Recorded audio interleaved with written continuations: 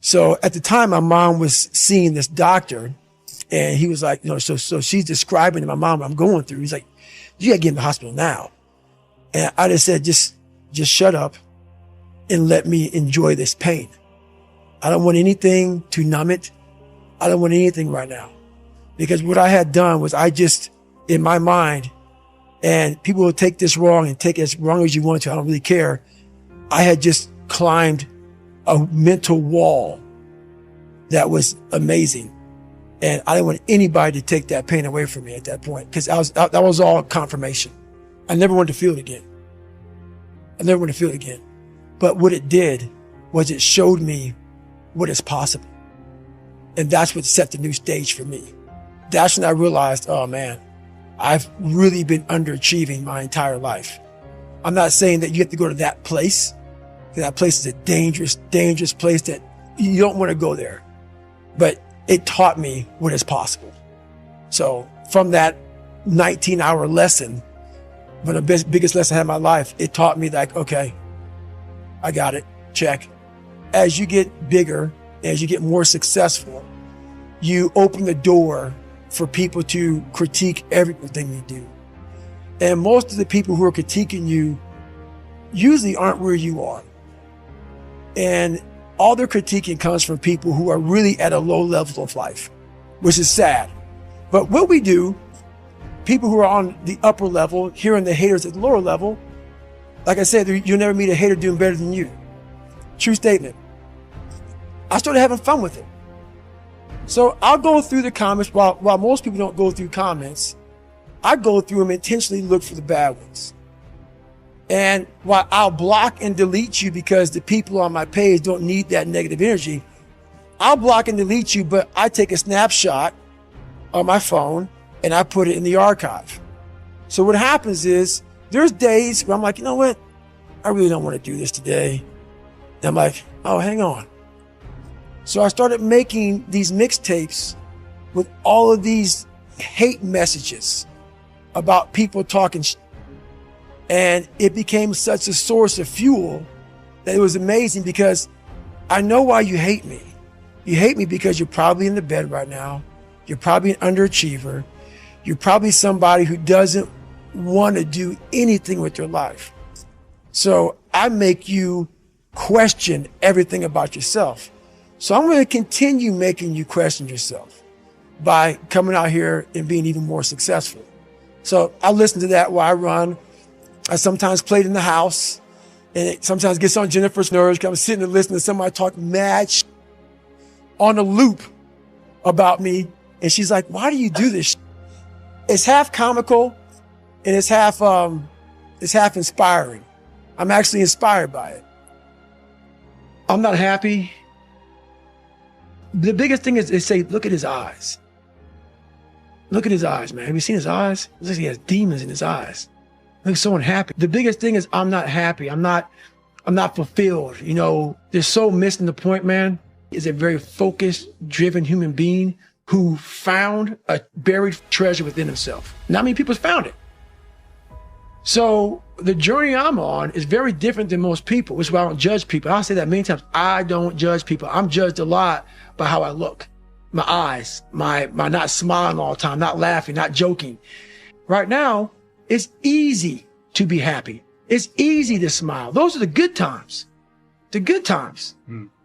Those times don't need to be trained. You know, I had to train myself for good times. Those times, for most people, don't need to be trained. What I'm trying to give you all is the misery of sometimes we go through in life. Those are the times we don't want to talk about. We want to skip forward to peace. Let's skip all this pain and suffering and misery of real life. Let's cover it over, nice big blanket, and let's find peace. No, sorry. It's not possible. You gotta go into that hellhole of life that you have that fucked you up and fix it. And that's what I'm here to do. You must go to war with yourself before you find peace. So I'm trying to give you tools on how to do that. And I'm not considering smile and be happy about it. It's a hard journey. It's a real journey.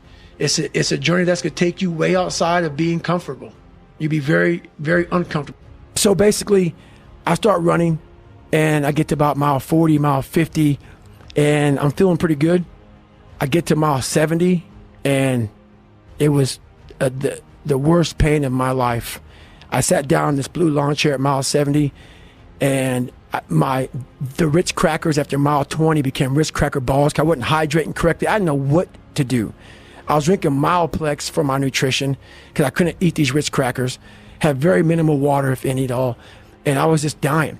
So I sat down in this blue lawn chair as I was watching all these runners go around in this circle. I was all dizzy and lightheaded, hadn't gone to the bathroom. It's been about 12 hours. I went 70 miles in about 12 hours, which is good. And I looked at my ex-wife now and I was like, I started seeing like 3 of her. And once my body stopped, my mind just went off. And I had to go to the bathroom. And the bathroom was it's like 20 feet away from me, if that. And I couldn't. When you quit, your mind does this. Once you say, I'm not going to quit, this is the 40%. When you quit, your mind says, we're done. So it doesn't expand. There's no expansion when you quit. When you say, this sucks, I'm drowning, I'm miserable, I'm suffering, I'm broken, but I'm not going anywhere. What happens to your mind is it does this. It says, he's not leaving. So we got to expand. We got to grow. We got to figure this thing out. So then these compartments in your brain start to work. They have to work. And then you start to engage parts of your mind that you never engaged before. But you can't engage it by sitting back in these nice chairs, drinking this nice water, talking to you, talking about what I want to do. So that's where the 40% thing comes in. It comes in when you're in suffer mode and you say, I'm not going to quit.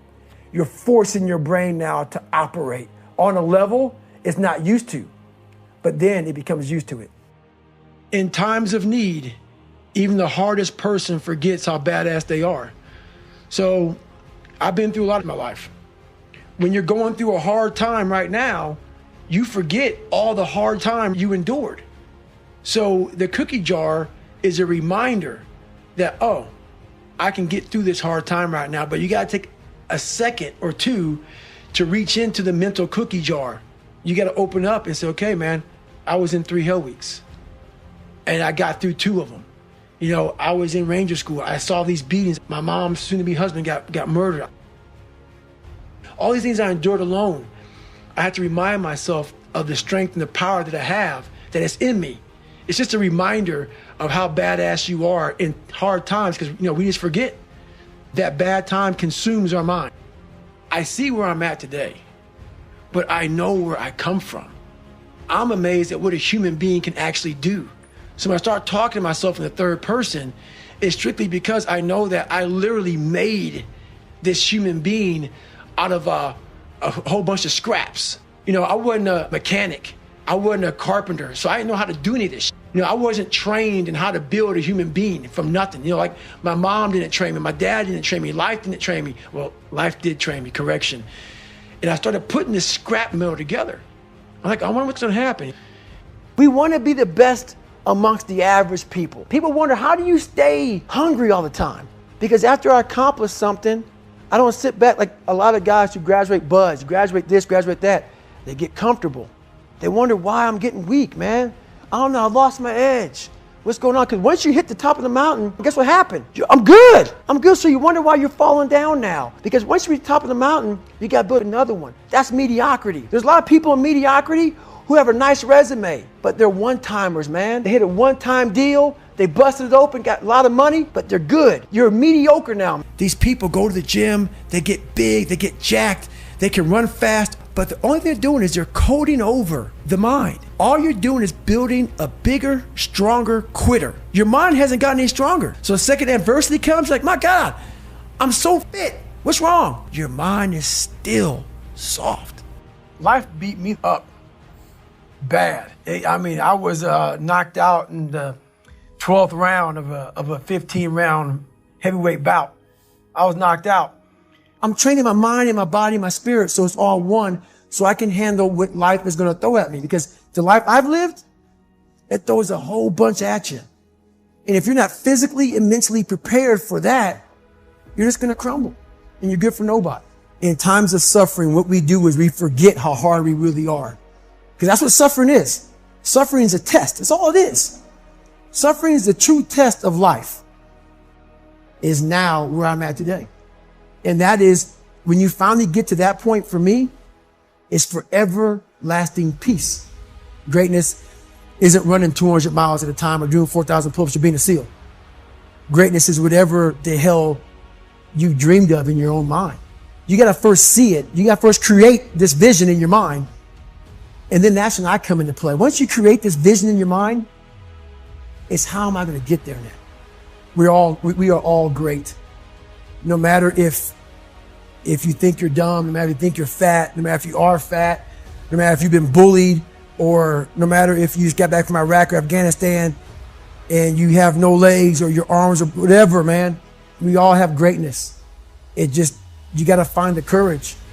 You got to find the courage to put your Bose headphones on and silence the noise out of this world and to find it that sets you apart from everybody else. A lot of it is limited horizons. Limited horizons are like, I use me as an example always. I came from a small town in Indiana where there was a handful of black families.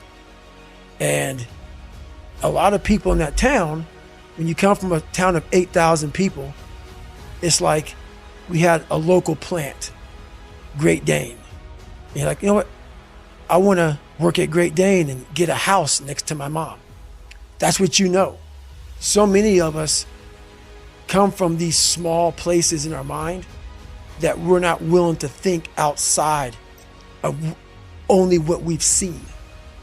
Our mind works in such a small compartment. And one thing I was able to do was to dream. Many people, but don't make dreams your master. But I was able to dream outside those four walls of that small town. And until you're able to really put yourself into that dream, but don't make dreams your master, that's where you truly become what you're destined to become. A lot of people sit back and they dream about being a sports figure, or dream about being a SEAL, or dream about being an astronaut, and all it is a dream. They don't put the work behind the dream. That dream has become their master. When you become the master of your dream is when you say, I want to go be a Navy SEAL, and you say, okay, I'm going to lose 106 pounds in less than 3 months. The dream was the one thing I thought about, and the dream was now gone. Now, what comes in, the dream goes away, and the laundry list of details and tasks come up. Gotta do this, gotta do this, gotta do this, gotta do this. That's when you become the master of your dream. So a lot of people out there dreaming, but guess what happens? That alarm clock goes off at 4 a.m. to train.